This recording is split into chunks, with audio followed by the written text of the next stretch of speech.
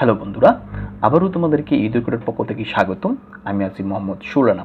আজকে কথা বলবো কিছু ব্যতিক্রম শব্দ অর্থ নিয়ে, যেগুলো বিশেষ পরীক্ষা এবং বিভিন্ন চাকরি পরীক্ষায় এসেছে। সো খুবই গুরুত্বপূর্ণ, আশা করি তোমাদের অনেক কাজে আসবে। চলো দেরি না করে শুরু করা যাক। শুরু করার পূর্বে তুমি যদি আমার চ্যানেলে নতুন হয়ে থাকো তাহলে হিট দ্য সাবস্ক্রাইব বাটন, আর যদি অলরেডি সাবস্ক্রাইব করে থাকো তাহলে থ্যাংক ইউ সো মাচ। চলো শুরু করা যাক। অনুনাপ শব্দের অর্থ মাকড়সা। মার্জার শব্দের অর্থ বিড়াল। মার্জার শব্দের অর্থ কি? বিড়াল। সম শব্দের অর্থ হলো শান্তি। অভিরাম শব্দের অর্থ হলো সুন্দর। অভিরাম শব্দের অর্থ হলো চলমান। এই যে দুইটা অভিরাম উচ্চারণগতভাবে কিন্তু প্রায় সেম, ঠিক আছে, কিন্তু পার্থক্যটা হলো অর্থগত এবং হইছে বানানে। তো আমাদের দেখতে হবে যে অভিরাম বানানে বড় ব অর্থাৎ ব আছে, সেই অভিরাম শব্দের অর্থ হবে সুন্দর। যে অবিরাম বানানে ছোট ব আছে, সে অবিরাম শব্দের অর্থ হবে চলমান। গণ্ডুদেশ শব্দের অর্থ হলো কপোল। গবাক্ষ শব্দের অর্থ জানালা। মকর শব্দের অর্থ হলো সমুদ্র। অর্বাচীন শব্দের অর্থ হলো নির্বোধ মানে মূর্খ। সারমেয় শব্দের অর্থ হলো কুকুর। হর্ষ শব্দের অর্থ হলো আনন্দ। কদম্বিনী শব্দের অর্থ হলো মেঘমালা। শ্মশ্রু শব্দের অর্থ গোপদারি। শ্মশ্রু শব্দের অর্থ শাশুড়ি। এই জায়গায় আর একটা ব্যাপার, যেটা বানানগতভাবে যে ব্যাপারটা, সেই জিনিসটা খেয়াল রাখতে হবে। তালিবা শয় ম সংযুক্ত যেটা, সেটা হবে গোপদারি, এবং তালিবা শয় সংযুক্ত ব যেটা, সেটা হবে শাশুড়ি। এই জিনিসটা খেয়াল রাখতে হবে।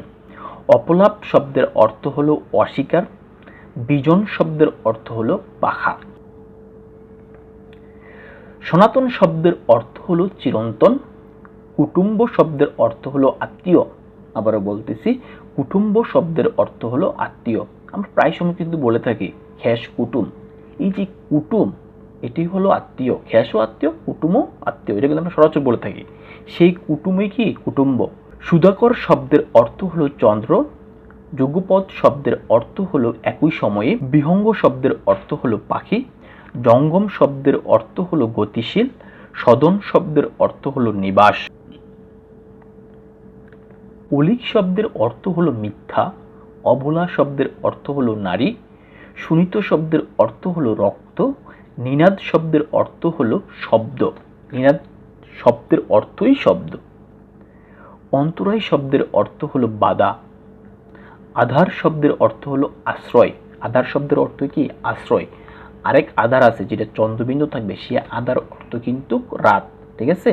এই জায়গায় কিন্তু কোনো চন্দ্রবিন্দু নাই, ঠিক আছে। তো এই আধার শব্দের অর্থ হলো আশ্রয়।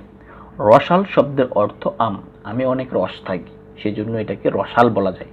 আম মানে কি? রসাল। অর্থাৎ রসাল শব্দের অর্থ হলো আম। নিবৃক্ষ শব্দের অর্থ হলো কদম গাছ। যেহেতু নিবৃক্ষ শব্দের অর্থ কদম গাছ, তাহলে অবশ্যই নিব শব্দের অর্থ হবে কি? কদম। নিব শব্দের অর্থ কদম, আর নিবৃক্ষ শব্দের অর্থ হলো কদম গাছ। বারিধি শব্দের অর্থ হলো সমুদ্র।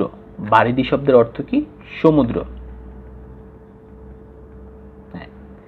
নিব শব্দের অর্থ হলো কদম। প্রসবন শব্দের অর্থ হলো ধরনা। আততায়ী শব্দের অর্থ হলো গুপ্তঘাতক। চরিতার্থ শব্দের অর্থ হলো সফল। জনয়িতা শব্দের অর্থ হলো জন্মদাতা। জিগর শব্দের অর্থ হলো হৃদয়, মন বা প্রাণ। মিন সন্তান শব্দের অর্থ মাছ। ওয়াগন শব্দের অর্থ হলো মালগাড়ি। ওয়াগন শব্দের অর্থ কি? মালগাড়ি। আরক্ত শব্দের অর্থ হইছে লালচে। বর্ষিউষী শব্দের অর্থ হলো অতিশয় বিদ্যা। বায়ট শব্দের অর্থ হলো দাঙ্গা। এলনিনিউ শব্দের অর্থ হুদে শিশু। বামেতর শব্দের অর্থ হলো ডান। অনেকে কিন্তু মনে করবে বামেতর মানে বাম, না, বামেতর শব্দের অর্থ হলো ডান। কনক শব্দের অর্থ হলো স্বর্ণ। দিনমণি শব্দের অর্থ হলো সূর্য। আমরা সারাদিন এই যে দিন ব্যাপারটা, সেটা কিন্তু সূর্যের কারণে আসে। অর্থাৎ সূর্যর কি দিনটাকে সৃষ্টি করে ধরতে গেলে, ঠিক আছে। তো সেই জন্য দিনমণি হলো সূর্য। ক্রীট শব্দের অর্থ হলো মুকুট। আবারও বলতেছি, ক্রীট শব্দের অর্থ কি? মুকুট। হেমহর্ম শব্দের অর্থ হলো স্বনির্মিত অট্টালিকা। আবিল শব্দের অর্থ হলো কলুষিত। সিংহধর শব্দের অর্থ হলো পর্বত। আবারও বলতেছি, সিংহধর শব্দের অর্থ হলো পর্বত। অবলেপী শব্দের অর্থ কি? সগর্বে বা সদর্পে। কুমুদি শব্দের অর্থ হলো জ্যোৎস্না, এটা জ্যোৎস্না হবে। ওকে। কুমুদ শব্দের অর্থ পদ্ম। কুমুদ শব্দের অর্থ কি? পদ্ম। কুঞ্জর শব্দের অর্থ হলো হাতি। আবারও বলতেছি, কুঞ্জুর শব্দের অর্থ কি? হাতি। সাদি শব্দের অর্থ হলো অশ্বারোহী সেনা।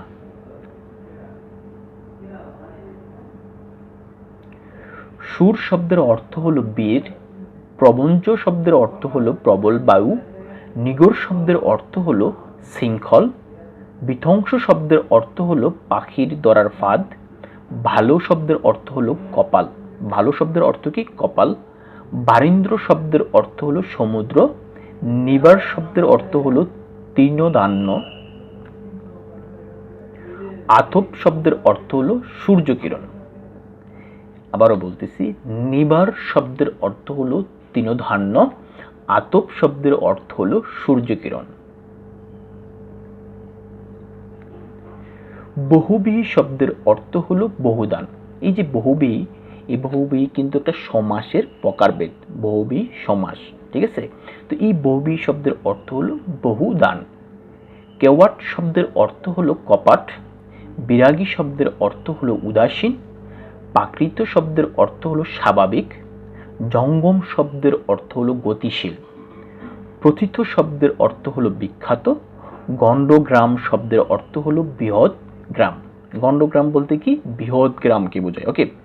নির্মুখ শব্দের অর্থ হলো সাপের খোলস। অর্থাৎ সাপের খোলসকে নির্মুখ বলা যায়। এক কথায় প্রকাশে এটা পাওয়া যাবে, ঠিক আছে। সাপের খোলসকে এক কথায় বলা হয় নির্মুখ।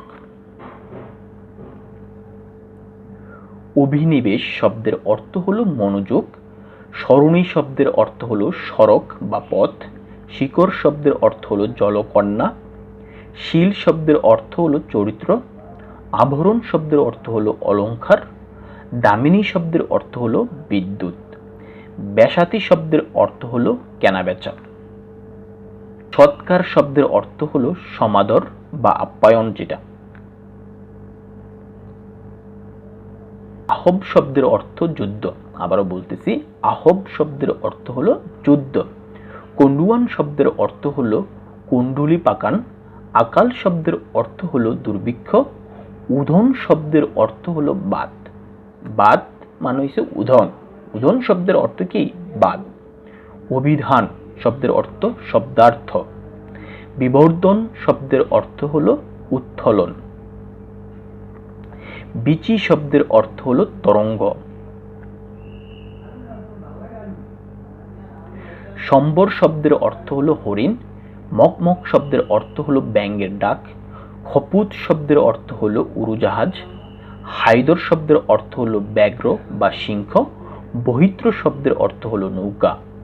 নৌকা মানে কি? বহিত্র। অর্থাৎ বহিত্র শব্দের অর্থ হলো নৌকা। অদ্রি শব্দের অর্থ হলো পর্বত। কলকি শব্দের অর্থ হলো তামাক ভরে তাতে আগুন দেওয়া হয় এমন পাত্র। হ্যাঁ, কিছু কিছু অঞ্চলে হুক্কা খায় মানুষ। গ্রাম অঞ্চলে দেখবেন যে এই হুকার উপরের একটা অংশ আছে, যে অংশের মধ্যে তামাক দেয় এবং আগুন দেয়, সেই অংশটাকে বলা হয় কলকি। এর একটা যদি আপনি গ্রাম অঞ্চলে যান, কারো কাছে হুক্কা থাকে, তাহলে দেখলেই বুঝতে পারবেন, ঠিক আছে। জনান্তিকে শব্দের অর্থ হলো সংগোপনে বা জনগণের আড়ালে। আটশে শব্দের অর্থ হলো মাছের আঁশের গন্ধযুক্ত ব্যাপারটাকে বলা হয় আটশে। দুয়াশা শব্দের অর্থ হলো দুয়া ও কুয়াশার মিলিত ফল। পাটাতন শব্দের অর্থ হলো নৌকা বা জাহাজের কাঠের মেঝেকে বলা হয় পাটাতন। কাঠের যে মেঝ থাকে, ঠিক আছে, সেটাকে কি বলা হয়? পাটাতন বলা হয়। পতঞ্জলি শব্দের অর্থ পাণিনি ব্যাকরণের ভাষ্যকর। পল্লব গ্রহীতা শব্দের অর্থ হলো ভাষা ভাষা জ্ঞান। আবারও বলতেছি, পল্লব গ্রহীতা শব্দের অর্থ হলো ভাষা ভাষা জ্ঞান। কুম্ভিলক শব্দের অর্থ হলো অন্যের লেখা চুরি করে নিজের নামে চালিয়ে দেওয়া, সেটাকে বলা হয় কুম্ভিলক। তো আজকে এতটুকুই। যদি কারো কনফিউশন থেকে থাকে অবশ্যই কমেন্ট করে জানাবেন। আর যদি আমারও কোনো কিছু ভুল থেকে থাকে তাহলে ক্ষমার দৃষ্টিতে দেখবেন এবং কমেন্ট করে জানিয়ে দেবেন। So thank you so much.